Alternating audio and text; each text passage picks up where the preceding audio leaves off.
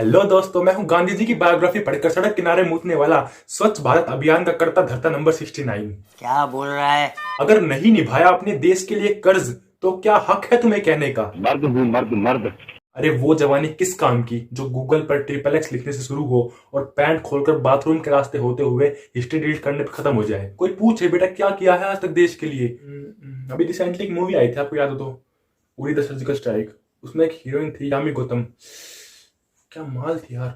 उसको देखकर मैंने एक बार भी नहीं हिलाया।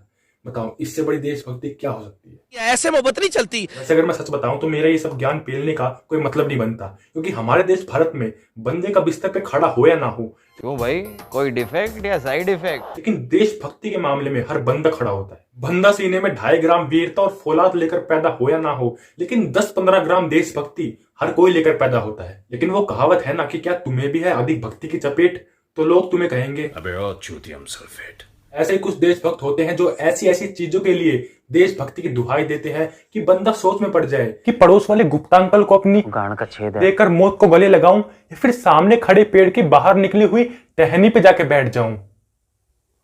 आके दिखा तेरी माँ का। आज हम ऐसे ही देशभक्तों के विचारों को नंगा करेंगे और गांड फाड़ के रख देंगे। मुझ पे नजरे ना टिकाना, कातिल मेरे अक्द निशाना। मान लो राहुल का एक छोटा भाई है। अब छोटा भाई है तो उसको प्यार तो करना पड़ेगा। इसका मेन कारण ये है कि पिताश्री ने कहा है इसको प्यार कर ले, वरना ये किसी दिन तेरी गांड में छुरा मार के चला जाएगा है और तू अपना इलाज कराता रह जाएगा।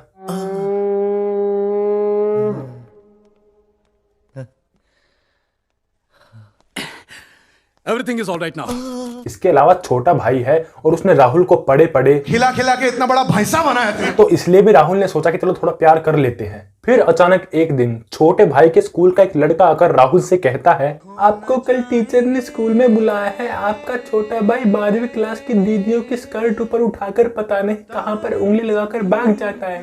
सीखो इनसे कुछ।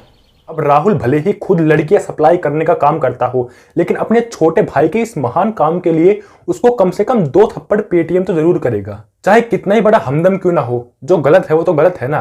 अब इंडिया उसी छोटे भाई की तरह है जिसको प्यार करना पड़ेगा, क्योंकि अगर नहीं करेंगे तो गांड मार ली जाएगी और आवाज भी नहीं आएगी। लेकिन इसका मतलब ये तो नहीं ना कि मैं अपने बोझ के टट्टे उठाकर कमाए गए पैसों को किसी फुद्दू सी चीज खरीदने में खर्च करूं, सिर्फ इसलिए क्योंकि वो भारत में बनी है।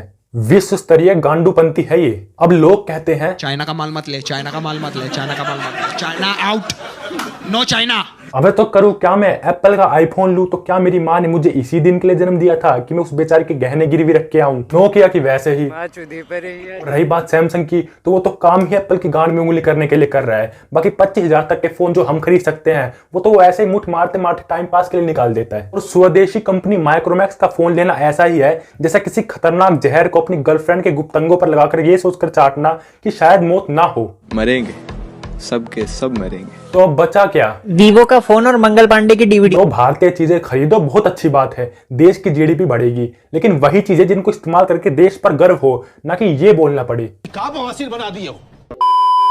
Love me love you, love me love you.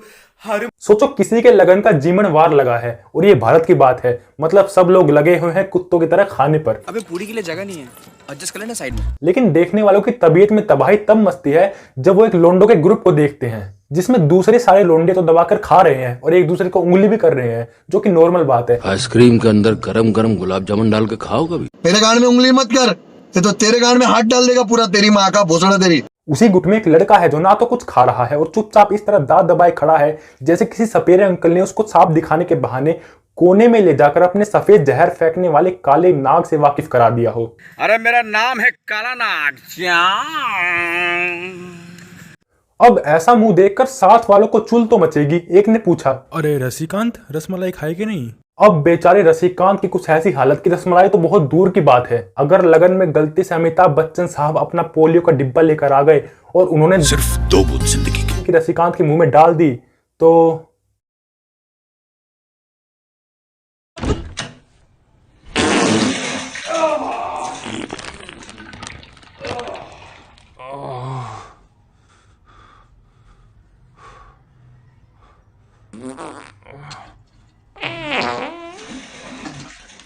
दोस्त दोबारा पूछता है, और रसमलाई खाई कि नहीं?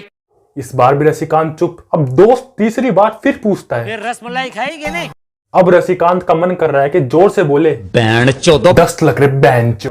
लेकिन फिर भी बगल में खड़े दूल्हे के बाप की शर्म करके वो बोलता है कि लूज मोशंस हो रहे हैं। अब गुट में से एक ज्ञान चोदू पक्का उठेगा और ये बात बोलेगा, अबे साले जब अंग्रेज भारत छोड़कर गए तो तू क्या अपनी रद्दी के भाव देने में व्यस्त था? Loose motion. साला कमबख्त अंग्रेज लोगों की खोज है ये। अब देखो, मैं दिल से बोल रहा हूँ, Hindi is the best language, लेकिन इनको कौन समझाए कि अगर मादर चोद की जगह मदर फकर बोलने से दोस्त को उसकी औकात पता चलती है, उस बगल में बैठी 65 साल की आंटी को घंटा कुछ समझ में नहीं आता। तो तेरे बाप को क्या जाता है? भाषा चाहे बाहुबली के विलन वाली हो, लेकिन समझ में आनी चाहिए। निम्डा दोसरा टेल मी हर तबुश क्रैक कोई किनिम बोमला। आप समझे? लेकिन एक बात बोलूं, कभी ऐसों के बीच में फंस जाओ तो बहस मत करने लग जाना, कसम से जीत नहीं पाओगे। 3-4 हिंदी भक्तों से मरवा कर ही आओगे। इंग्लिश तेरी माँ की चूत तेरी। जिन मैंने दिल लुटिया हो जिन मैंने मार सुटिया ओहो। अगर मैं दिल्ली के किसी थाने के बाहर हाथ में डंडा लिए नाक में उंगली दिए नहीं घूमता हूं, या फिर किसी सरकारी दफ्तर की कुर्सी को अपनी हराम की तोंद की वजन से तोड़ने के बजाय अपना कोई खुद का अच्छा बिजनेस करता हूं, तो फिर मुझे एक बात बताओ कि क्या मेरे नाभि की दीवारों पर जापानी भाषा में चूतिया लिखा हुआ है जो मेरा स्विट्जरलैंड घूमने का प्रोग्राम है और मैं शिमला जाऊंगा? भैया जी चूतिया थोड़ी ना है हम। लोग कहते हैं अपने देश में घूमो, बाहर जाने में पैसों की बर्बादी है, अपने घर और देश से अच्छी कोई जगह नहीं है। मैं कहता हूं बहुत सही है भाई। सच में हमारे देश में देशी शराब के ठेकों से लेकर मेडिकल स्टोर और ओयो रूम तक वो सब कुछ है जो मुझे छुट्टियां मनाने के दौरान चाहिए। और म्युनिसिपालिटी के भरोसे छोड़ी चीजों को अलग कर दे तो यहाँ पर बहुत कुछ देखने लायक भी है। लेकिन दूसरों का महल देखकर आने का मतलब ये थोड़ी ना है कि हम अपने ही घर की फर्श के ऊपर हगना शुरू कर देंगे, बल्कि अगर वहां पर मैं आसमान की तरफ मुंह फाड़कर 10 कदम चलूं और उसके बावजूद मेरे जूतों को धोने की जरूरत ना पड़े, तो मैं यही कोशिश करूंगा कि मेरा देश भी साफ हो और यहाँ पर मैं कम से कम 5 कदम इस तरह चल सकूं और मेरे जूतों पर कोई गोबर न लगी हो। शाबाश बेटा, बहुत बढ़िया मुन्ना। लक पतला बिलोरे ओदिनेन नेन कन झुमके हुलर ओदिले। अब ये बताओ कि ऐसा किसने बोला कि अगर मैं पार्क में जमीन पे ना बैठकर बेंच पे बैठता हूं तो मैं अपनी भारतीय संस्कृति की इज्जत नहीं करता? कौन सिखाता है ऐसा उल्टा सीधा? अरे ये भी तो हो सकता है ना, मैं गरीब हूँ जिसकी वजह से मैंने छोटी हो चुकी 5.5 साल पुरानी शर्ट या जींस की पैंट पहन रखी हो, क्योंकि बाप की पगार आने से पहले खत्म हो जाती है। मुठ मारने के बाद हाथ धोने के लिए पानी तक नहीं मिलता, तो कपड़े कहां से लाएं? ਹੱਸਦੇ ਚਿਹਰਿਆਂ ਦਾ ਮਤਲਬ ਇਹ ਨਹੀਂ ਹੁੰਦਾ ਕਿ ਉਹਨਾਂ ਨੂੰ ਕੋਈ ਤਕਲੀਫ ਨਹੀਂ ਹੁੰਦੀ, ਉਹਦਾ ਮਤਲਬ ਇਹ ਹੁੰਦਾ ਕਿ ਇਹਨਾਂ ਨੂੰ ਤਕਲੀਫਾਂ ਨਾਲ ਡੀਲ ਕਰਨਾ ਹੁੰਦਾ।